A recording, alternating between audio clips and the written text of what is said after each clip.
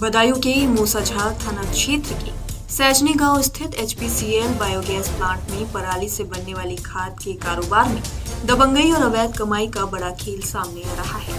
शुरुआती जांच और सूत्रों से मिली जानकारी में संकेत मिले हैं कि प्लांट से होने वाली मोटी कमाई और संसाधनों पर कब्जा चाहता था, जिसमें ये दोनों अधिकारी आड़े आ रहे थे। माना जा रहा है कि इसी वजह से हत्याकांड को अंजाम दिया गया है। प्लांट से निकलने वाले बायो फर्टिलाइजर खाद लोडिंग, अनलोडिंग और परिवहन के काम में भारी आर्थिक लाभ होने के कारण इस पर लंबे समय से स्थानीय दबंगों, बिचौलियों और कुछ रसूखदारों की नजर थी। सूत्रों के मुताबिक प्लांट में तैयार होने वाली खाद की सप्लाई को लेकर नियमों को ताक पर रखकर मनमानी की जा रही थी।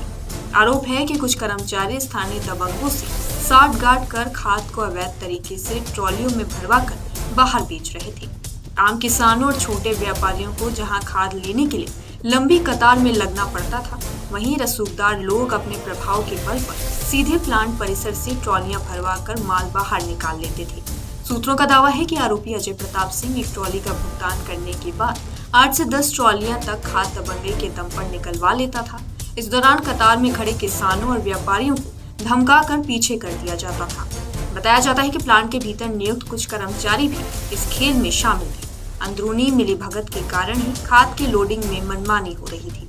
प्लांट से बनने वाली बायो फर्टिलाइजर खाद शुरू में लगभग 50 पैसे प्रति किलो की दर से उपलब्ध कराई जा रही थी, जिससे आसपास के किसानों को काफी लाभ मिल रहा था।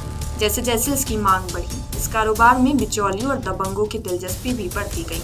हालात को देखते हुए कंपनी प्रबंधन ने खाद की बिक्री को नई ब्रांडिंग और थर्ड पार्टी व्यवस्था के जरिए करने की तैयारी शुरू कर दी, जिससे इसकी कीमत 2 से ढाई रुपए प्रति किलो तक हो सकती थी। माना जा रहा है कि इस बदलाव से अवैध तरीके से खाद निकालकर मुनाफा कमाने वाले लोगों के हित प्रभावित होने वाले थे, जिससे तनाव बढ़ गया।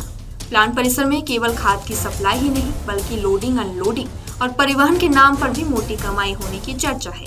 सूत्रों के मुताबिक यहाँ ड्यूटी करने वाले कुछ कर्मचारियों से ओवरटाइम के नाम पर भी दबंगों द्वारा पैसे वसूलने की शिकायतें सामने आती रही हैं। जब प्लांट की शुरुआत हुई थी तब यहाँ करीब 125 आउटसोर्सिंग कर्मचारी काम कर रहे थे, लेकिन बढ़ते विवाद और दबाव के चलते कर्मचारियों की संख्या घटकर अब 100 से भी कम रह गई है। इस वारदात के बाद 12 मार्च से ही आरोपी का घर और राशन की दुकान बंद है।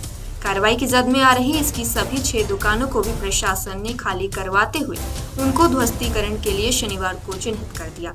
इसके अलावा पुलिस के स्तर से आरोपी के खिलाफ एनएसए लगाने की भी तैयारी की जा रही है। इसके साथ ही उसके साथ जुड़े लोगों को भी चिन्हित किया जा रहा है।